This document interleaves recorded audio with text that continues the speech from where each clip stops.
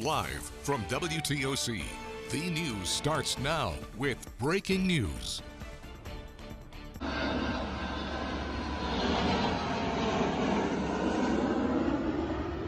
Pineland Fire and the Highway 82 fire ranked number 1 and 2 in the country.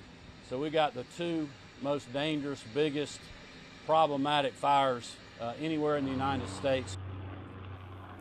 That was Georgia Governor Brian Kemp talking, addressing the public today on the ongoing wildfires in Georgia, saying the ones they are fighting here in South Georgia, two of the most dangerous fires in the entire country right now. You're looking at some of the efforts to get them under control. Airplanes and helicopters out spreading chemical mixtures, trying to slow the spread of the fires.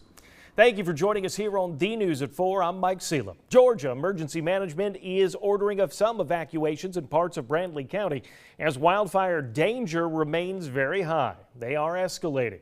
Since yesterday, around 7,500 acres have burned around Brantley County. Today, Georgia Governor Brian Kemp speaking in Waycross after declaring a state of emergency. Our Cam McCann is there and has an update on the situation. Cam, what did the governor have to say?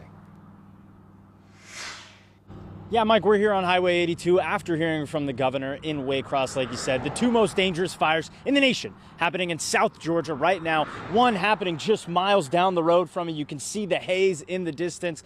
But what we're talking about is how it started by a balloon, a party balloon, running into an electric wire and catching fire. And those sparks quickly that flew off of the electric wire turned into flames. Now, yesterday, this fire on Highway 82, the one that is the most dangerous, has taken the most homes out of Georgia in recorded history, according to Brian Kemp, for what he believes. It was mopped up yesterday. That was the condition it was in until the wind took control of it, and then it was back out of control. Now, we were able to see parts of it today. That's been cleared because it's traveling north, so it's coming off of Highway 82. Now, Kemp was shown around the contained area, part of the restricted area, and he saw just how destructive this fire is. There was an area where we lost a bulldozer, completely burned up, literally right next to this house's yard, probably 100 yards from the highway. There's no way to stop this fire. They're having to contain the flanks and the back of it, and then hopefully we get a change in the weather and run it out for the front. But this is extreme conditions that we're dealing with and extreme fires. Kemp rolled up in one of the many aircrafts coming through that airport, and the press conference included the Georgia National Guard, Homeland Security, and the Georgia Forestry Commission. But it wasn't just state and federal organizations that are continuing to help out. The community in Brantley County is also trying to get their help and put a hand in putting things in people's hands that have lost everything. Now, we'll keep you up to date with how these fires move, and we'll have more on those people coming later at The News at 5. But for now, in Brantley County, Cam McCann, WTOC News. As crews continue to battle those flames in Brantley County, fire departments all across Georgia are lending a hand. That includes Tybee Island Fire, sending reinforcements today. Lieutenant Tyler Hall and firefighter Gavin Friday making their way down to the area late this morning. Besides manpower, the island is sending down a tanker truck as well. Hall and Friday are set to transport water throughout the area, but are prepared to fight the flames if needed. As of right now, they are expecting to be in Brantley County for the next 3 to 4 days. However, they will stay as long as that need is out there, as they are needed. Fire Chief Justin McMillan says the Tybee Island Fire Department is small. They have received help in the past and feel that they need to return the favor. We jump at that to be able to do that. So the island's very excited to be sending some help down there to help those guys in these historically bad wildland fires that they're having right now. Now, he also advises all Georgia residents to pay attention to these wildfires. While they may be far from your home, staying updated with fire conditions could come in very handy. He also says crews in Brantley County have more than enough water, Gatorade, and snacks. He says donations aren't the priority right now, but once the flames are out, every station welcomes a thank you. Right now, we do want to get a check of that first alert forecast out there, and we want to check in with meteorologist Dave Turley. Dave? Yeah, and then we get a lot of smoke from those fires down there, especially the ones here locally from Brantley County. And a lot of that smoke moved over the coastal areas today thanks to more of a southwesterly breeze. As we head on into the evening hours, those winds are expected to become a little bit more easterly as that sea breeze pushes on inland. That means the smoke should generally make its way westward for inland areas and clear out the coast here just a little bit. But then by tomorrow morning, those winds shift back more to the southwest and we'll have more of that smoke. So those winds are going to be shifting here over the next couple of days. Right now, you can see inland areas are still seeing those northwesterly winds. So that smoke is heading into parts of Glenn County. And with that, we do have some dense smoke advisories there for Brantley and at least western areas of Glenn County going through 10 o'clock here this evening.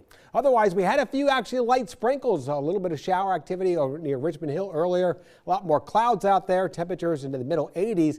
We're going to keep a slight chance for a shower through 6 p.m., but I think most of us are dry. 70s through that 9 o'clock hour, but we do up those rain chances significantly for our Saturday evening. We'll have a complete look at that in your First Alert 7-day forecast at 4:19. With Georgia's primary elections less than a month away, Georgia Attorney General Chris Carr, who is now running for governor, says his almost decade of experience in his current office has him prepared for the highest office in the state. WTOC's Shay Schrader joins us live in the WTOC 24-hour newsroom. And Shay, you sat down with the Attorney General. What does he say his priority would be if he was elected governor? Mike, we talked about several things, including education, data centers, and property tax relief. We also talked about crime. Carr pointed to his record as AG, saying he's focused on domestic terrorism, retail thefts, and gangs, but that as governor, he would have a wider scope to handle those issues. What would you be able to do with the authority of governor that you haven't already been able to do as AG? Yeah, because the agencies, state agencies like State Patrol, GBI, and others fall under the governor's authority, number one. Number two, budget. And so, but look, Governor Kemp and I have been partners on this. I think the vision that he's had on public safety have stood shoulder to shoulder with him, had to work with him to get authority on human trafficking. And the First Lady, this was a big issue for her as well, creating the Grace Commission that she has, but then also gangs and now organized retail theft. So really continuing the leadership that he's provided in the belief that everybody deserves to be safe. Coming up on the News at 5, all the look at Carr's philosophy on property tax relief. And if you want to see that full interview, you can find it on WTOC.com. Shay Schrader, WTOC News. Well, looking ahead, it is time to celebrate all that America has to offer. This Saturday is the 53rd annual Stand Up for America Day in Port Wentworth.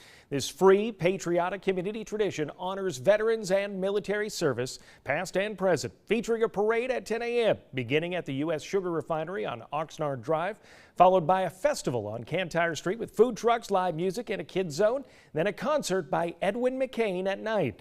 Want to give you a side note, though, because of the burn ban, there will not be any fireworks after the concert.